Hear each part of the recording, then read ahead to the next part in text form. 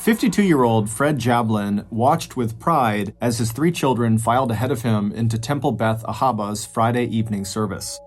The night, October 29, 2004, was cloudy and cool, and in Richmond, the capital city of Virginia, the maples and oak trees were still decked out with red and gold fall foliage. Even in the twilight darkness, the autumn colors glowed around the synagogue, the oldest Jewish house of worship in the city of almost 200,000 residents. Just the sight of Beth Ahaba and the graceful columns that fronted the stone and brick building always made Fred feel better, a little less anxious and a little less worried. And every time he walked past the familiar plaque outside the temple and read the words, quote, "What doth the Lord require of thee? Justice, mercy, humility," Fred reminded himself that those 3 qualities had already helped him get through the worst years of his life. And he believed now that those same 3 qualities, justice, mercy, humility, would help guide him and his son and 2 daughters into a happier future. As the Jablins took their usual seats and exchanged quiet greetings with friends and acquaintances, Fred did what he always did. He made a point of reflecting on just how important religion, community, friendship, and the support of his colleagues at work were to his life and his family. And the power of gratitude was just one of the very hard lessons Fred had learned during the last 5 years, when the cracks in his marriage of almost 2 decades had become too deep to patch up.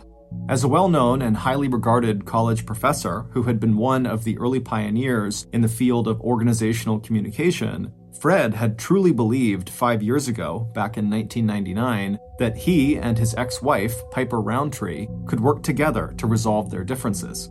But that was before he had found out about his wife's affair with a local doctor. And while that affair was the tipping point for Fred's decision to file for divorce the next year, in March of 2001, that affair had really just been the final betrayal in a series of events that still had the power to shock him, even now, 2 years after he and Piper had officially ended their marriage. As Fred settled into his seat and prepared for the Shabbat, the service that would celebrate God's creation of the world and mark the beginning of a 24-hour period of rest and reflection, he thought how close he had come to losing his job and to losing the trust and respect of his neighbors and coworkers.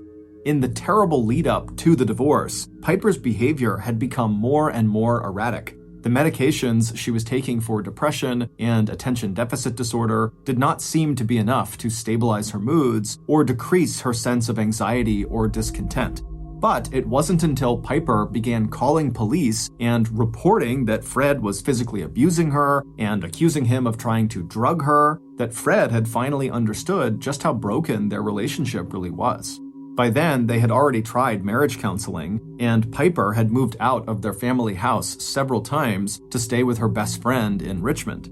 But even then, somehow Piper and Fred had still managed to limp along, despite the difficulty Piper had in holding a job, despite the fact that she had a law degree, and her increasing unreliability in caring for the kids, even after she chose to stay at home rather than work outside of the house. But then came the afternoon 4 years ago when police arrived at the University of Richmond, where Fred had a tenured teaching position. Earlier that day, Piper had gone to the Henrico County Magistrate's office and sworn out an arrest warrant and restraining order against her husband. Of course, it hadn't always been that way. Back when Fred, an up-and-coming professor, and Piper, a student in her final year, met back in 1981 at the University of Texas in Austin, they seemed to have exactly nothing in common. And when Fred, who was 8 years older than Piper, first met Piper through another professor, Fred did not even recognize her as one of the many students who had attended one of Fred's classes the year before. While 21-year-old Piper was one of 5 children from an old Texas family that had lived in Harlingen, a small town just 30 miles north of the Mexico border, 29-year-old Fred was one of 2 brothers who were born and raised in a mostly Jewish working-class neighborhood just 20 miles east of New York City. While Piper was hands down beautiful, with her dark hair and dark eyes and petite but athletic build, Fred was thin and balding and completely average-looking, except for the intelligent eyes and the playful grin that clued people in to his wry and entertaining sense of humor. And their outlook on the world turned out to be just as different as their appearances. Fred was a great believer in rational thinking, and where he viewed the world in terms of black and white and took great comfort in set routines, Piper was a free spirit who loved to paint and who would, over time, fill the couple's house with adopted and rescued animals, from birds to a pet ferret. But 2 years after their first meeting, Fred and Piper were married, and over the next 6 years, Piper would eventually get her law degree, cycle in and out of 2 jobs, and then give birth to their oldest child, their daughter Jocelyn. Their son Paxton would arrive 3 years later, and their youngest, Callie, would arrive 3 years after that. And for a long time, it seemed like Fred and Piper's differences actually brought out the best in each of them. Fred became less rigid in his thinking, and Piper seemed to blossom in the light of Fred's affection and devotion to her and the children. But over time, the charm of their opposite personalities seemed to wear very thin. Fred was never a big fan of Piper's family and took to skipping Piper's family reunions. For her part, Piper didn't really connect with Fred's family either, and when his parents died, she opted not to go to either of their funerals. But when Fred got the job offer from the University of Richmond, which came with a $30,000 a year bump in pay, both Piper and Fred agreed that, financially at least, the move from Texas to Virginia made all kinds of sense for their family. The extra money meant that Piper did not have to worry about working if she didn't want to, and she could hire a cleaning service to take care of the house, along with a nanny who could help with the kids. And at first, Fred was sure that the move had given all of them a fresh start. But by 1995, 12 years after they had gotten married, and just 1 year after their move from Texas to Virginia, Fred and Piper were seeing a marriage counselor. Piper was just not able to pass the Virginia bar exam. That's the test that would have allowed her to practice law in Virginia. And even though she had been reluctant to leave her close-knit family in Texas, Piper was not prepared for just how much she missed her mother and siblings. Particularly her older sister Tina, who had always been available to help babysit the kids and to take Piper's side in any of the complaints Piper had about Fred. Prone to postpartum depression, the arrival of the Roundtree-Jablin's third baby a year after the move to Virginia seemed to send Piper into a tailspin. But even therapy, both marriage counseling and private therapy with a psychiatrist, did not stop Piper from racking up nearly $52,000 in credit card debt any more than it would reverse the couple's slide into divorce a few years later. But still, nothing in those rocky years could have prepared Fred for that afternoon when Piper had orchestrated his arrest on that charge of domestic violence. Even now, sitting inside the place of worship he had returned to after the divorce, Fred could feel the shame and stunned surprise he felt as he left his office under police escort, hearing the whispers of students and seeing the shock on the faces of his colleagues. But maybe that was exactly what Fred had needed in order to accept that he and his children were probably better off without Piper. So, immediately after being released from the police station that day, Fred had obeyed the terms of the restraining order and kept his distance from Piper by moving into a motel not far from Richmond University, but he also wasted no time in hiring an attorney, and 1 month later, Fred appeared in juvenile court and argued successfully that the Roundtree-Jablin children were not safe with Piper. And when the judge examined the evidence of Piper's erratic behavior, the times when she had simply forgotten to pick the children up from school or other activities, and the complete lack of evidence that Piper was a victim of domestic violence, the judge granted Fred temporary custody of Jocelyn, Paxton, and Callie. Until that moment, Fred had believed that the love he and Piper shared for their 3 kids might be enough of a foundation for them to have a civil divorce. Instead, the children became the battlefield for a bitter custody fight. In the end, the court had not believed any of Piper's charges of abuse, and when Fred had filed for divorce, he did so on the grounds that Piper had been unfaithful. He had cited Piper's affair with their oldest daughter's doctor, although it would turn out that there had been other men too, maybe even going back to the mid-1990s. And there was nothing quick or easy about how they reached a settlement.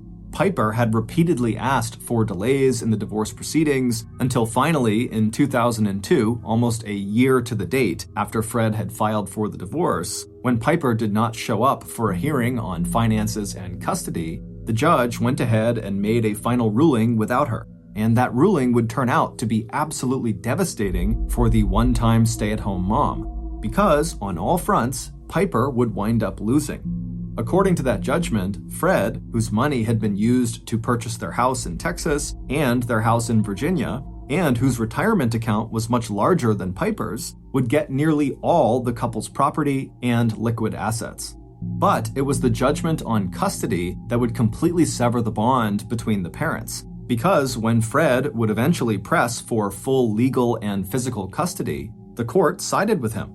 That meant that Piper would need to go through Fred to make any and all arrangements to visit their 3 kids. And as far as support payments went, citing Piper's potential as an attorney to out-earn Fred's own salary as a professor, the court also agreed that Fred no longer needed to pay Piper support money, and that going forward, it was Piper who would need to get a job and pay Fred $890 in child support every month. Fred had had no illusions that Piper would actually make those payments, at least not on a monthly basis. And he was right. Piper had tried twice to declare bankruptcy as a way of setting aside the whole divorce decree until a federal bankruptcy court actually prevented her from filing a 3rd time. But Piper's new financial obligations did mean that in order to practice law, she would need to move 1,200 miles away back to Texas, where she had passed that state's bar exam and could practice law. But even though Piper had been the loser in the battle over custody, she had found ways to strike back at Fred. And when it came to revenge, Piper had a lot of help from her sister Tina. And just thinking of Tina made Fred's body tense. Immediately following the court ruling on child support and custody, Tina had written a 43-page so-called psychological profile of Fred. A nurse practitioner who ran her own women's healthcare clinic, Tina was not a licensed mental health professional. But that did not stop her from attacking every aspect of Fred's character, personality, and temperament. In the report, Tina accused Fred of physical and sexual assault, drug abuse, and various personality disorders. She also warned parents that any child or minor that Fred had contact with was at risk of being psychologically abused. Describing the report as a, quote, court document, so it sounded very official, Piper then emailed her sister's denunciation of Fred to his coworkers and university administration, as well as to members of the Parent-Teachers Association at the schools the children all went to, and to the leaders of the scout clubs the kids attended, and to the list of friends and acquaintances Fred and Piper had once shared. During that especially dark period, when the divorce and the pain was so raw that Fred questioned if life could ever seem normal again, he had wondered who hated him more, his ex-wife Piper or his ex-sister-in-law Tina. Just the thought of that question made Fred doubly relieved that he had changed his will just this last year so that in the event of his death, custody of his kids, along with the control over the financial assets his kids would inherit, would go to his brother, Michael, who lived with his wife and their 2 kids in Northern Virginia. Fred had also installed a home security system just in case. He'd never forgotten the time when Piper had taken their youngest child and disappeared without telling Fred, only to turn up in Texas at her sister Tina's with a story of how Fred had started trying to drug Piper. In fact, it had been the other way around. After Fred and Piper split, Fred had learned from a neighbor that Piper had confessed to spiking Fred's morning coffee with the antidepressant Prozac. Fred was suddenly brought back to the present by a gentle nudge from his 15-year-old daughter, Jocelyn. And he realized with a start that he had spent the last several minutes just going through the motions of the Friday evening service. He thought again of the plaque outside the temple, that what the Lord asked of him was justice, mercy, and humility. Fred was self-aware enough to know that when he and Piper divorced 2 years ago, he was thinking more of justice than he was of mercy or humility. But now, 2 years after the divorce agreement was signed, it seemed like both he and Piper had reached a much better place, both as a divorced couple and as individuals. It had taken Fred a while, but he had grown into his all-consuming role as single dad, and all 3 kids were doing exceptionally well.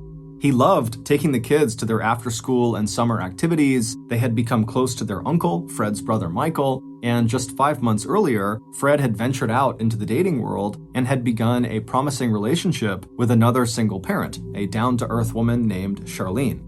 As for Piper, she had begun dating soon after returning to Texas, where she now lived in Houston, very close to her sister Tina.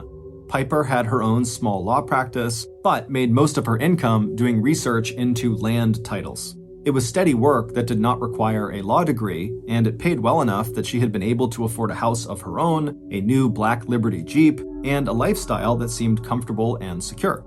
Even though Piper was often behind on child support, Fred was accommodating about any plans Piper could make to see their kids. In fact, just a few weeks earlier, Piper had come east and taken all 3 kids on a long weekend camping trip in one of Virginia's beautiful national forests. And even though her in-person visits with the kids were not as long or as many as Piper wanted, it wasn't unusual for her to call the kids more than once a day.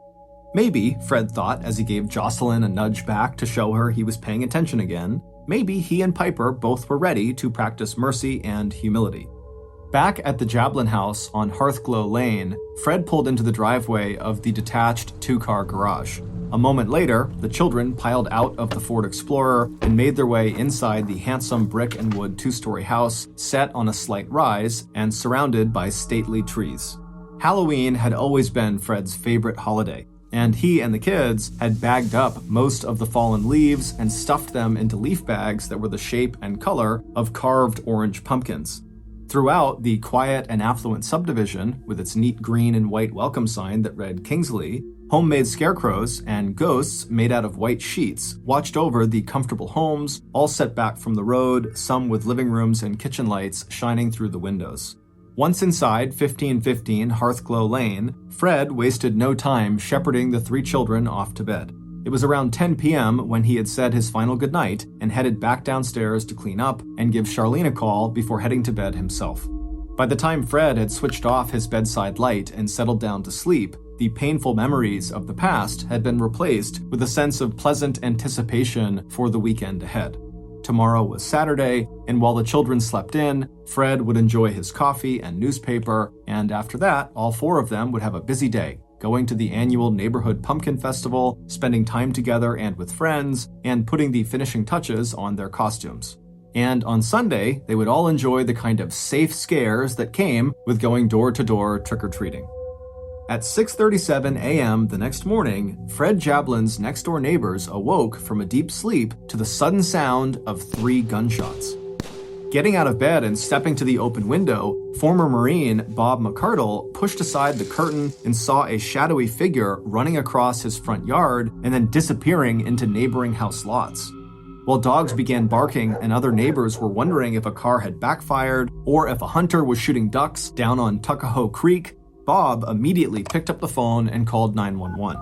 Within minutes of the call, 3 officers from Henrico County Police Department were climbing out of the patrol car in front of the McCardle home. Spreading out across the lawns of Hearthglow Lane, they used flashlights to search in the darkness for the source of the disturbance. But after 20 minutes, the officers reported back to Bob that they had not found anything suspicious. Bob told them that once it was light, he and his wife would take their dog out for a walk, and if they saw anything that could explain the shots, they would follow up with another call to police. 25 minutes later, it was Doreen McCardle who called 911. Trying her best to keep the panic out of her voice, she explained to dispatch that she, her husband Bob, and their dog were now standing outside of their neighbor's house at 1515 Hearthglow Lane, and Bob had just discovered the body of Fred Jablin.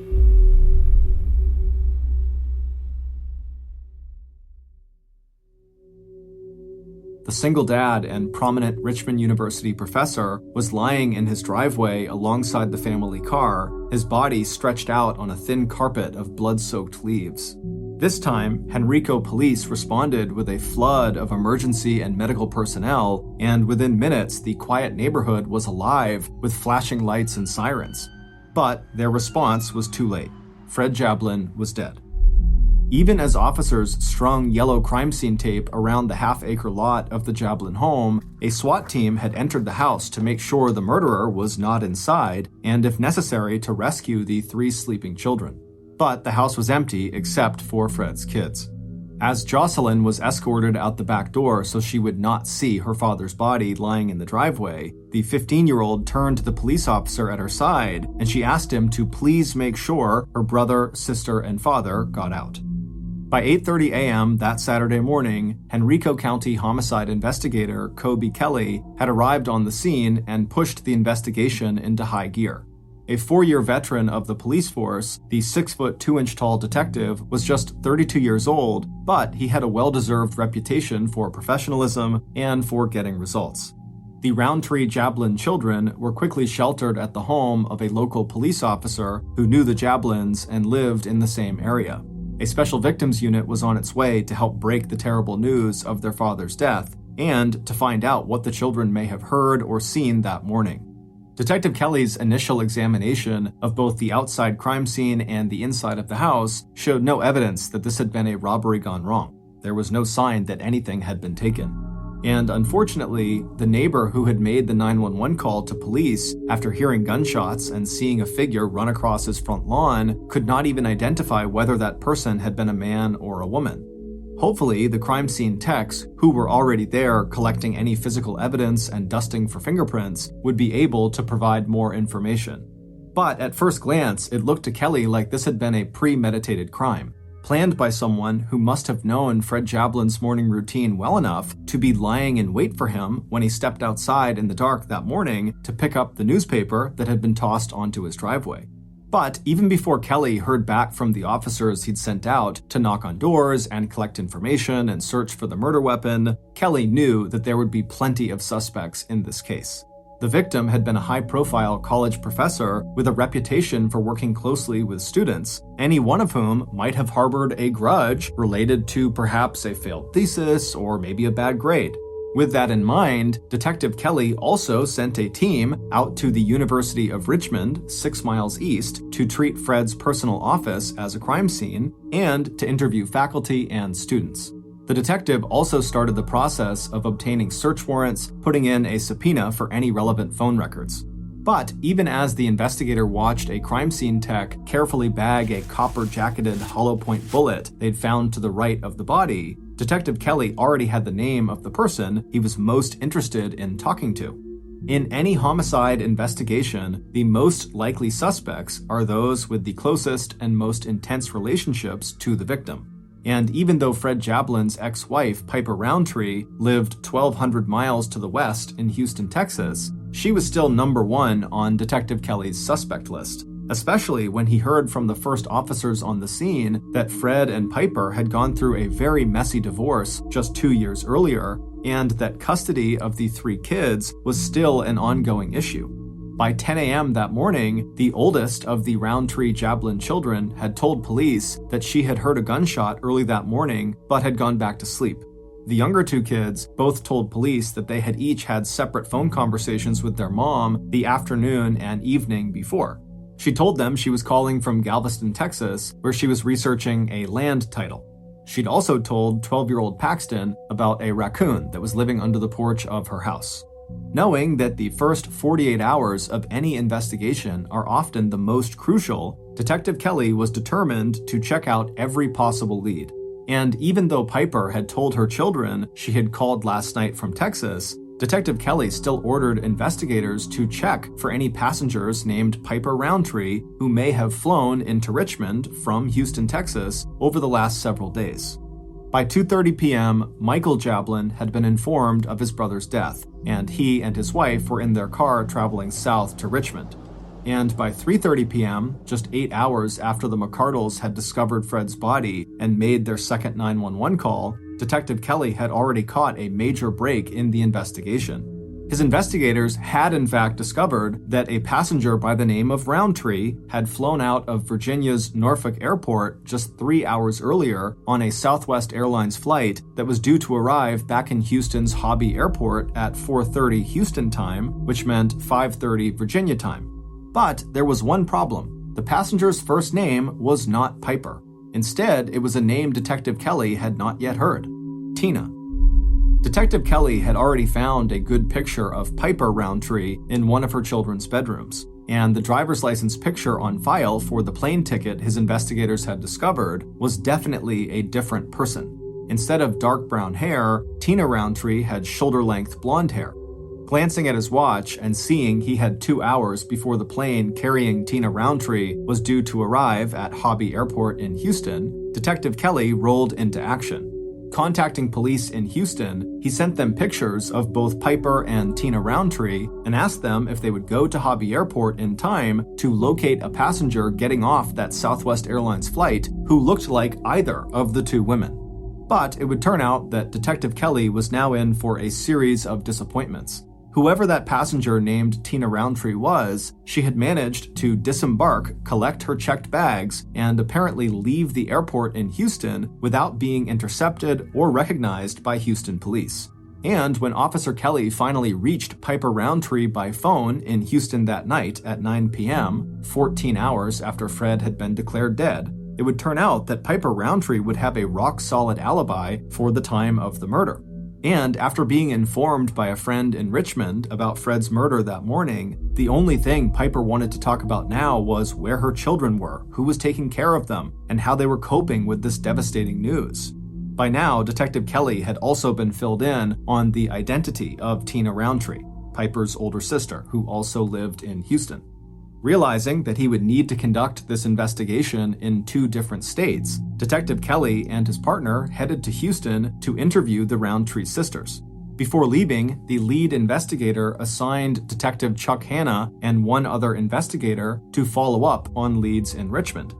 At Detective Kelly's first official interview with Piper on Sunday, October 31st, Fred's ex-wife denied any involvement in Fred's murder. And not only would a friend of hers, who was also a lawyer, place Piper in his office before that Southwest flight ever arrived back in Houston on Saturday, October 30th, the day Fred was killed, Piper would also be able to locate someone who could provide further confirmation of her alibi, a stranger who had seen her at a local bar in Houston on Friday night, when the passenger flying under the name Tina Roundtree had already landed 1,200 miles away in Richmond, Virginia.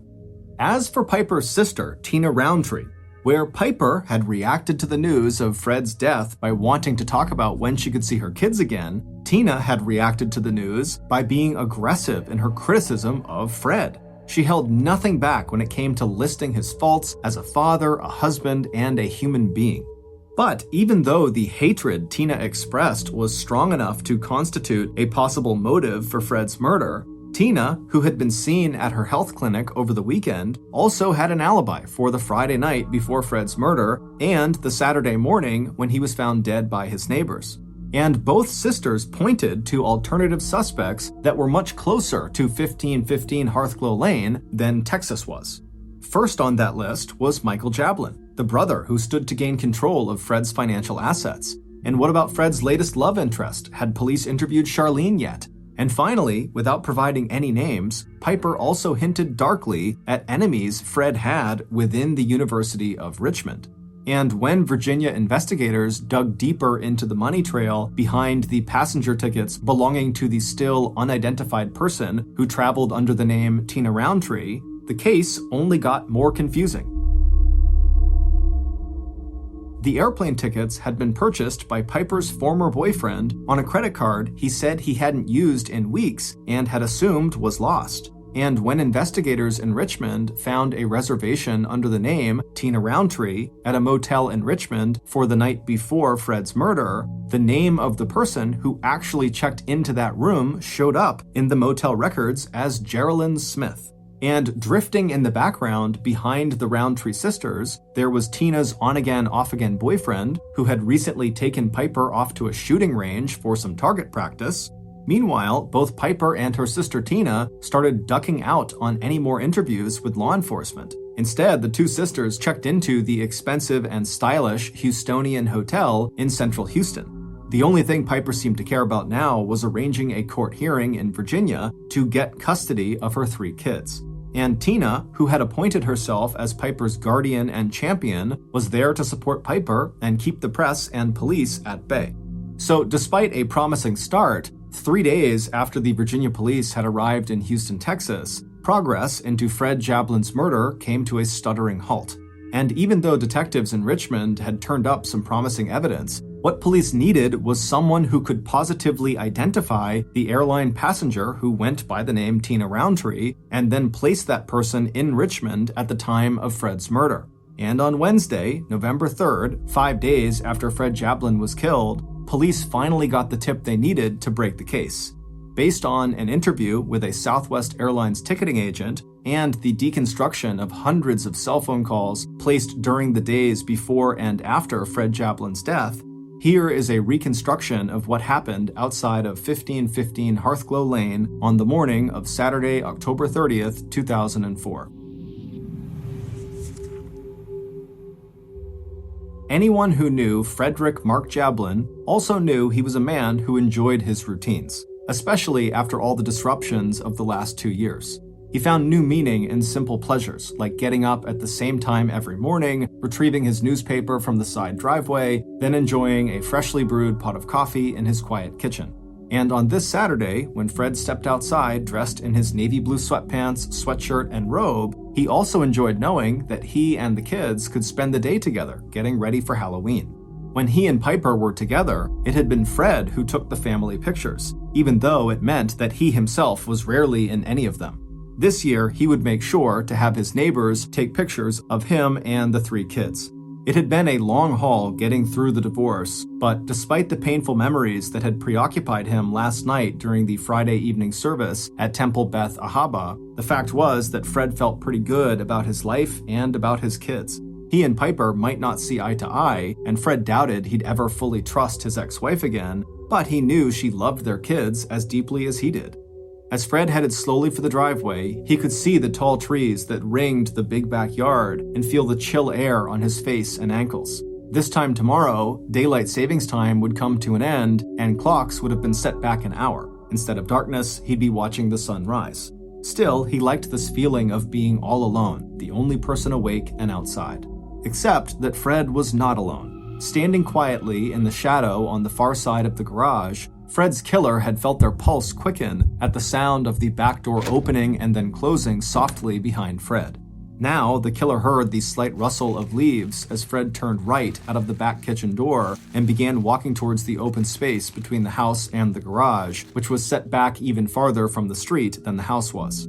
The newspaper lay neatly folded on the far side of the black Ford Explorer that was parked near the top of the driveway. The killer knew Fred would walk between the garage doors and around the front bumper of the vehicle to retrieve the paper. And when Fred did exactly that, the killer would be ready.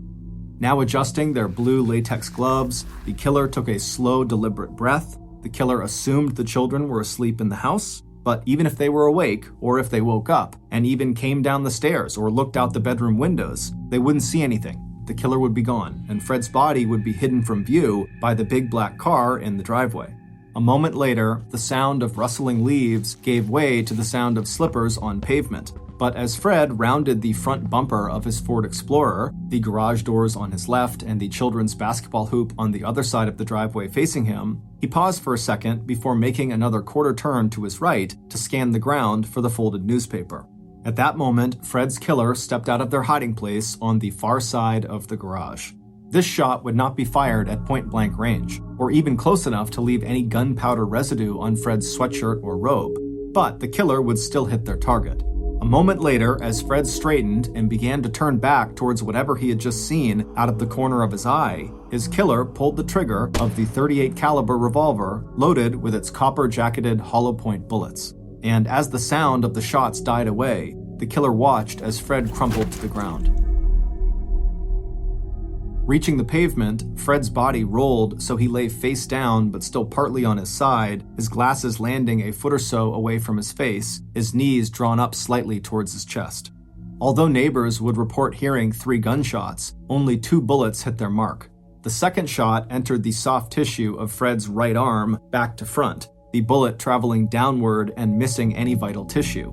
That was the bullet that would be recovered at the crime scene in just a few hours. It was the first shot that proved fatal. That type of bullet, designed to mushroom out upon impact so it did maximum internal damage, had entered from the back, striking Fred in the lower right side before ripping upward through his spleen, kidney, liver, diaphragm, and aorta, the main artery carrying blood away from the heart. By the time the first dogs in the neighborhood had started to bark, the killer was running across the neighbor's front lawn towards the darker shade of the trees that bordered each house lot. The medical examiner, who would later perform the autopsy on Fred's body, could not rule out the possibility that if Fred had been found immediately after that first 911 call at around 6:37 a.m., he might have survived his injuries. Still, the first medics on the scene an hour later had done everything they could. Despite not finding a pulse, they still turned Fred onto his back and cut away his shirt to inject heart-stimulating drugs and to perform CPR, but they were too late. Sometime between that first 911 call and the second 911 call more than an hour later, Fred had died of organ failure and massive internal bleeding. By the time police had covered Fred's body with a white sheet and escorted his terrified children out of the house, Fred's killer was already on the road, making the 2-hour drive south to Virginia's Norfolk International Airport. After returning their rented maroon minivan, Fred's killer made their way to the ticketing agent at Southwest Airlines. At 8:29 a.m., 2 hours after murdering Fred, the killer booked a flight first to Baltimore, 200 miles north, and then on from Baltimore to Houston, Texas. As Piper Roundtree handed the Southwest Airline ticketing agent her sister Tina's ID and the ticket Piper had bought using the credit card that she'd taken from her boyfriend, Jerry Walters, she made a quick adjustment to the blonde wig she was wearing over her dark brown hair, and she also made sure her sunglasses completely covered her brown eyes. A few minutes later, when Piper sat down in the waiting area until it was time to board her 12:30 a.m. flight back to Houston, she pulled out her cell phone and scrolled through the long list of calls she had made since arriving in Richmond 2 days earlier, on Thursday, October 28th. She was smart to have asked the receptionist at the motel in Richmond to change her name in the register from Tina Roundtree to Geraldine Smith, just one more way to throw police off her trail. And when the police did come to question her, she could honestly tell them that things with Fred were so much better now than they had been 2 years ago. But for Piper, her camping vacation earlier in the month with the kids had finally shown her that getting along better with Fred still wasn't enough. The person her children really needed wasn't their father, it was her, their mother. And soon enough, they would have her, and only her. As Piper tucked Tina's driver's license back inside her wallet, Piper looked closely at the small picture of her sister. Tina was a little taller and heavier, her hair was blonde and her eyes were a bright blue, but when Piper wore the wig and dark glasses, all people saw were the similarities in the sisters' faces and expressions and that wide Roundtree smile. But it would turn out that Piper's disguise, like her alibi, was not quite as good as she thought it was. 5 days after Piper Roundtree killed the father of her 3 kids, Detective Kelly from Virginia knew that in order to solve this murder investigation, he needed to get a positive ID on Southwest Airlines passenger Tina Roundtree. So, on the afternoon of Wednesday, November 3rd, the same day that hundreds of people were attending Fred Jablin's funeral service back in Richmond, the investigator made one more trip back to Hobby Airport in Houston. He tracked down the name of the Southwest Airline agent who had checked Tina Roundtree's ticket and luggage on her flight from Houston out to Richmond 1 week earlier on Thursday, October 28th. When he met Kathy Molly, the big detective from Virginia showed her Tina Roundtree's airline ticket and asked Kathy if she could remember anything about the passenger. A moment later, Kathy handed the ticket back with a friendly smile. "Yeah, I remember," she told the investigator. Kathy went on to say that the passenger was a very attractive woman, nicely dressed, but there was something else Kathy remembered too. The passenger was obviously wearing a blonde wig, and along with her suitcase, she was carrying a gun. And when Detective Kelly showed Kathy the pictures he now carried with him everywhere, one of Tina Roundtree and one of Piper Roundtree, Kathy didn't even hesitate before tapping the photo of Piper. "That's her," Kathy said. "That's the woman who checked the gun." On Monday, November 8th, 2004, 10 days after Fred was shot to death outside of his home on Hearthglow Lane, Henrico County Police charged his ex-wife, Piper Roundtree, with first-degree murder. Piper was arrested shortly after leaving a custody hearing in Virginia, at which Piper asked the court to grant her, and not Fred's brother Michael, custody of the 3 Roundtree-Jablin children.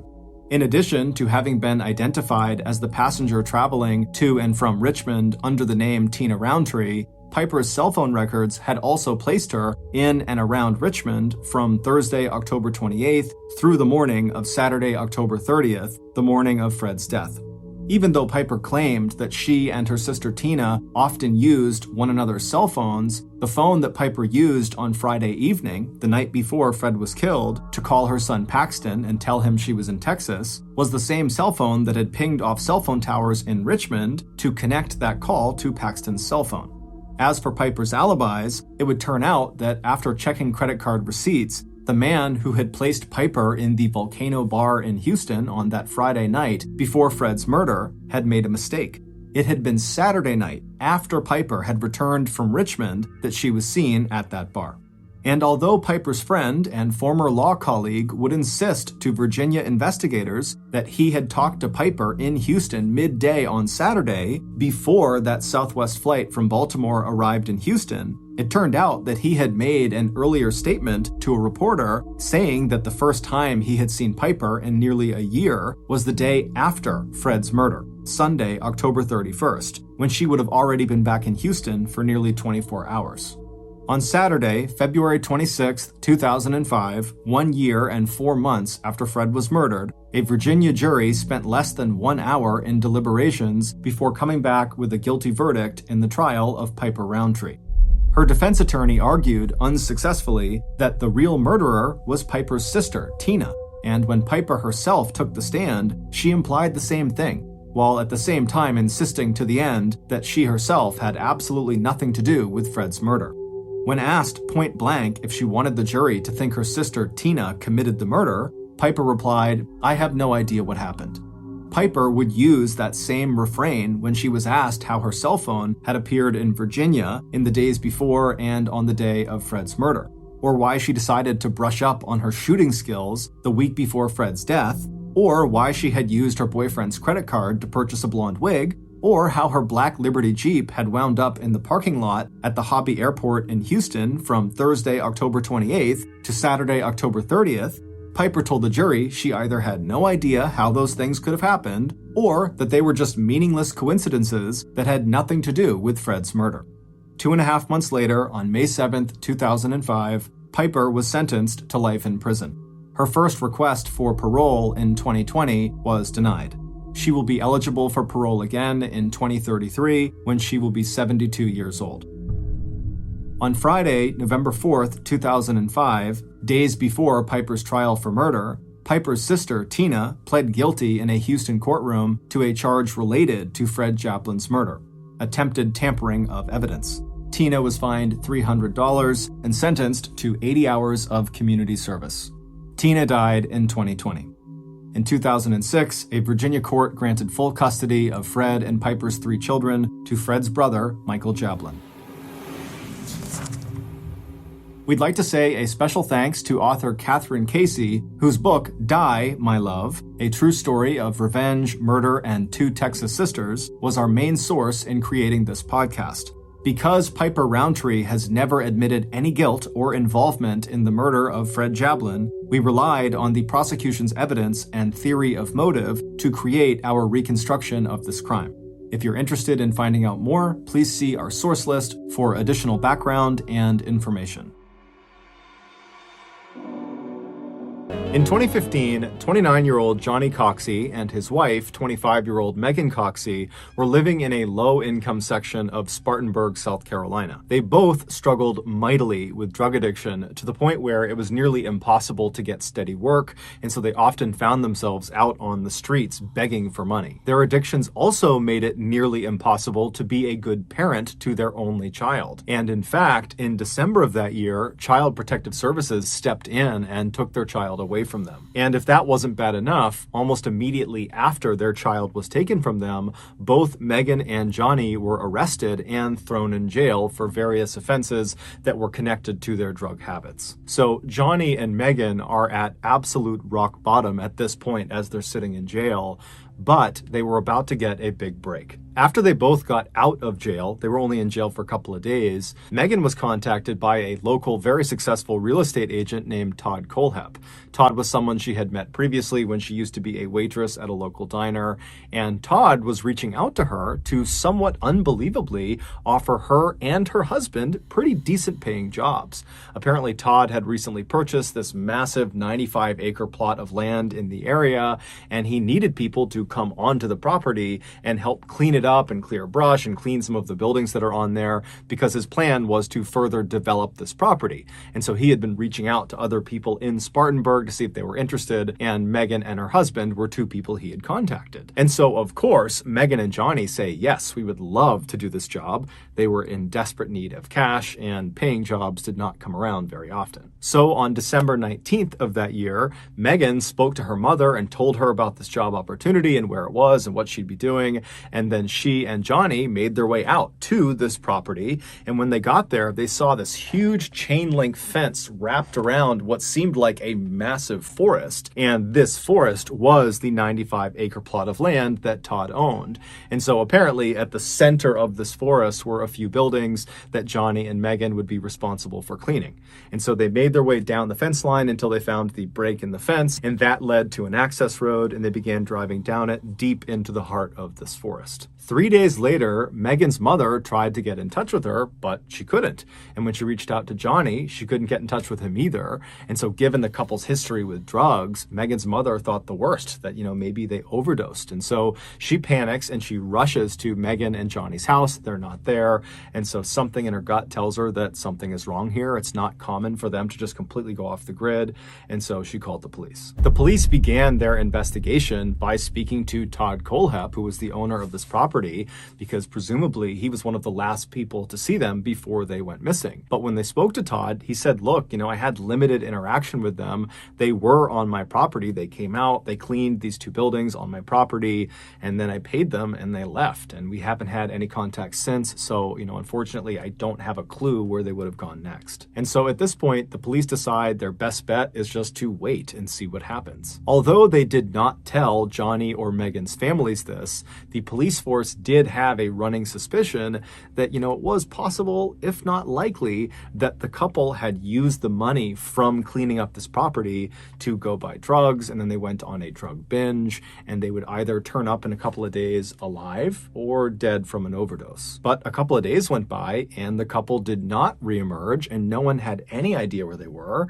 And then a couple of weeks went by, and then a couple of months went by, and it wasn't long before the case went cold. But it would not stay cold for very long. On August 31st, 2016, so roughly 8 months after the Coxies were reported missing, 2 more residents of Spartanburg went missing as well. They were 30-year-old Kayla Brown and her boyfriend, 32-year-old Charlie Carver. The pair had only been dating for about a month, but they were becoming quite serious, with Charlie already introducing Kayla to his family, a step that Charlie's father said was a very big deal for him. Unlike the Coxies, Kayla and Charlie were not struggling with drug addiction or with financial issues. They were actually pretty well off. Charlie worked full-time operating a printer at a local business, and Kayla made a living by doing odd jobs around town. According to their families, it seemed like the couple was very happy with their lives and the directions they were going. But starting on the evening of August 31st, Kayla and Charlie stopped returning text messages or answering phone calls. Charlie's father was especially close with Charlie, and so this sudden silence was immediately noticed by him, but he kind of ruled it out and thought, what, I'm sure there's a reasonable explanation for why he's not texting me back, and so, I'll hear from him over the next couple of days. But over the next couple of days, Charlie continued not to answer text messages or pick up phone calls, same with Kayla, and so after 48 hours of this total silence, Charlie's father finally hopped in his car and drove to his son's house to see if he was there, and he wasn't. And then he drove to Kayla's place, and she wasn't there either. And so none of it made any sense, and so he called the police and he reported them missing. The police started with absolutely no leads, and so what they did to begin their investigation was basically just to interview everybody in Charlie and Kayla's life. Friends, family, acquaintances, employers, co-workers, everyone, but no one had any idea where this couple had gone to. They had not not told anyone about some trip they were going on or something they were going to do. It just seemed like they had vanished. And so initially, this investigation really got nowhere. But 2 months after they had been reported missing, the police finally obtained a search warrant that would allow them to look at their respective cell phone records. And when they looked at Kayla's cell phone records, they were able to triangulate roughly where her last known location was, according to pings her cell phone was sending off to nearby cell phone towers. And they discovered her last known location, at least of her cell phone, was inside of the same 95-acre plot of land that the Coxies had been in before they went missing. And so immediately the police put in for a search warrant to go search this 95-acre property, and they sent a team actually out to the property, and they actually set up outside of that big fence and just waited for the search warrant to clear. And at the same time, another group of police officers went to Todd Kohlhepp's house, which was actually in town about 20 minutes away from this property, to talk to him about why in the world Kayla's cell phone would be pinging inside of his property. And so when the police arrive at his front doorstep, Todd is obviously caught off guard by suddenly there being all these police officers. And he does understand very quickly how unbelievably suspicious it looks that now you have potentially 2 couples that have gone onto his property right before they vanished. And so he says to them, look, I know how this looks, but I gotta tell you, I did hire Kayla and her boyfriend did come along with her. She went onto my property. She did some work for me. She cleaned up some stuff, cleared some brush, and then I paid them and then they left. That is the last I saw of them. I have no idea why her phone would be on my property. At the same time, the team of police officers were kind of grilling Todd at his house. The other team that was outside of the 95-acre property, they found out their search warrant had been granted. And so they flew through the gate, they got on that access road, and they began bombing into this huge forest. And as they're driving, they pull out their maps they had printed out that showed the rough estimation of where her final location was within this property. And it looked like the last spot was inside of a clearing. And so as they're driving down this access road through all these trees, they see up ahead, there is a clearing, and it looks very much like the clearing on their map where this final location is. And when they pull into the clearing, off to the left side of the road are these 2 green buildings. The left building was like a shed, like something you might keep yard tools in, like lawnmowers and shovels and rakes, that kind of thing. And then right next to it on the right was this metal shipping container, and it had all these metal chains and 5 padlocks keeping it shut. Now, of course, the police are thinking, oh my goodness, is Kayla inside one of these buildings? Because this is probably where her last location was. And so right away, the police went inside of the left building, the shack, because it was easier to get into. There weren't padlocks all over it. And when they got inside, there really was nothing of note. Kayla was not in there. Charlie was not in there. There was no cell phone in there. It was just gardening tools. And so they went over to the right building, the shipping container, and they got out their metal cutting saws and their bolt cutters, and they began cutting into all of these locks and chains. And when they finally got that door open, they were absolutely astounded at what they saw inside.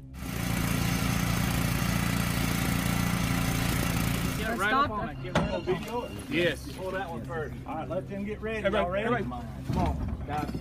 Back. It's jammed in here. Give me that crowbar back. Where's that? Get Pop it that off big right crowbar here. in. Right here.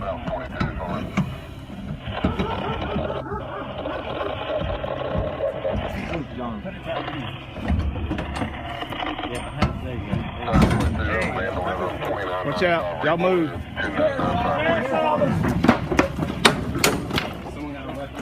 I got it. Watch out, boss. Hey, Joey. Sheriff's officer. Sheriff's officer. What? Grab that Back camera. up there, buddy. Just one. Are you okay? Grab what? Go. Do you have any weapons? Coming through, okay? What's your name? What's your name, man? Right here. Lauren. Okay. All right. Just a girl. Just a girl. How are you, honey? This is bolt cutters. This is our best. He's a paramedic. Oh, yeah. Okay, we're gonna get you out of there. Okay. Just hang loose for me. Anybody got I need a handcuff key. The police had just discovered Kayla. She was in rough shape, and she had a metal chain wrapped around her neck that was anchored to the wall, and she was handcuffed, but she was alive. And after they cut her free and got her out of the shipping container, she told them what happened. She said back on August 31st, 2016, so this was the same day that Charlie's father had realized his son was not responding to his text messages, and when he was calling Kayla, she wasn't answering either. So on that day, Kayla says she was contacted by a friend of hers, Todd Kohlhepp, and he told her that he was still looking for people to come out and help clean up the property because he was getting ready to develop it. And so Kayla, she was looking for work, and so she agreed to do it. And after getting this job, Kayla would tell Charlie, and Charlie, just being a good boyfriend, said, you know what, I'll tag along with you and I'll help you do this job. I won't ask Todd for any money. I'm just gonna go and help you. And so Kayla was totally thrilled about this.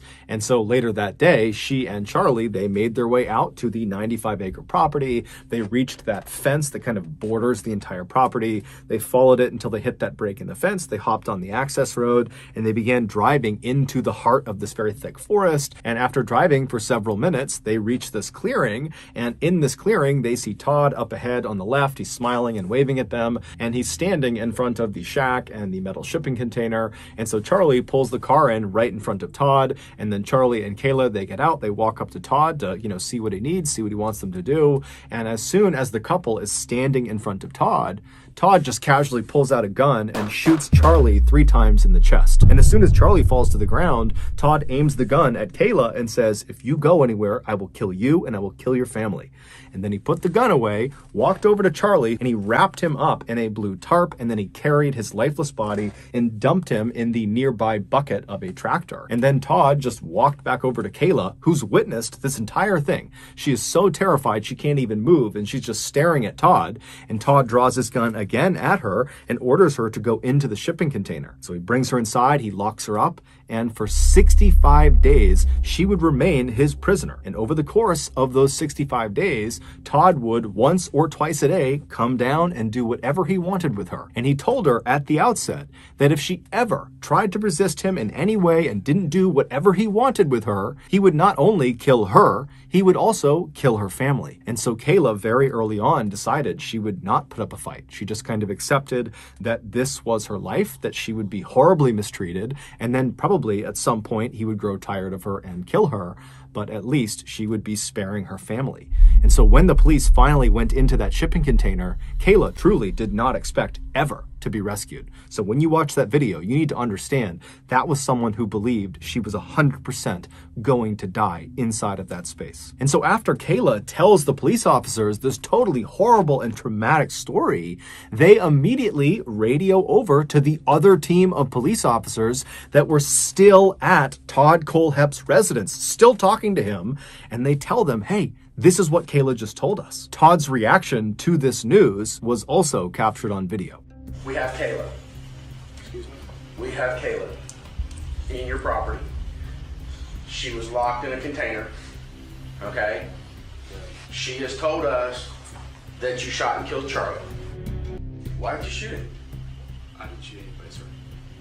Okay, why did you lock her in a container in your property? I don't stop. She's on your property right now, locked in a container. She's saying you buried Charlie's body on that property. No, sir. So you're saying you didn't lock her up, you didn't put her in the Connex box or anything? No, sir. I'm money an attorney. Probably a good thing. Go ahead and put him in the back of your car. Even though Todd would initially deny any wrongdoing and would claim he had nothing to do with what happened to Kayla or Charlie, he would eventually confess not only to killing Charlie and kidnapping Kayla, but also to killing Johnny and Megan Coxey. Apparently, he had done to them what he did to Kayla and Charlie. He had lured the Coxeys onto his property on the promise of work, and then when they reached those 2 structures, he drew a gun and he shot Johnny and killed him, and then he ordered Megan to go inside of the shipping container. Now, unlike Kayla, who would ultimately comply, and it did save her life, Megan did not. She fought back. She was totally resistant. She wouldn't do anything that he wanted her to do. And so after only 5 days of her being in captivity, he would kill her. And the way he would describe her was, oh, she was acting like a wild animal, so I had to put a bullet in the back of her head.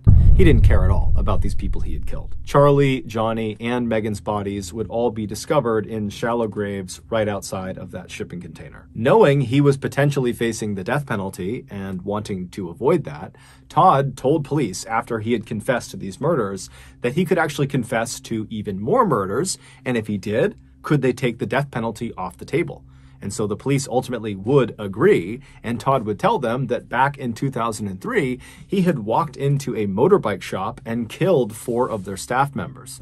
Apparently, a couple of days earlier, they had offended him in some way. He had gone in there and they had kind of made some snide remark about how he was bad at riding motorcycles. It was kind of in good fun. It was not meant to be very mean, but Todd had taken it as an absolute offense and he could not stand for it. And so literally in broad daylight, he had walked back into this store and gunned all of them down. And then once they were all down, he had walked by each of them and put an additional round into each of their heads. And so as Todd is telling the police this terrible story, he's totally nonchalant about it. He's laughing about it, and he's even bragging to police that they would be proud of him at how quickly he cleared the superbike shop, meaning how quickly he got in there and killed everyone inside. That somehow, because police officers use weapons too, they would appreciate how efficient he was. These 4 murders would be the only additional murders Todd would confess to, and they would be enough to take the death penalty off the table. But it's believed Todd had killed more people. In fact, he had blatantly admitted to Kayla when she was in captivity that his body count was in the high 2 digits. And most likely he was telling her this because he planned on killing her before she could ever escape and tell anyone. But of course, she was rescued, and so the world now knows. However, if Todd never confesses to any more murders, there's a very good chance we'll never know about them. One of the more disturbing aspects of this case is after it became public that Todd Kohlhepp was the killer, someone discovered that an anonymous account was doing all these product reviews on Amazon, and this anonymous account was Todd Kohlhepp. And the products he was reviewing were things like knives and shovels and chainsaws, and the reviews literally were about how he planned on using these tools to kill people, or they were how he had used these tools to kill people, or how he had disposed of bodies.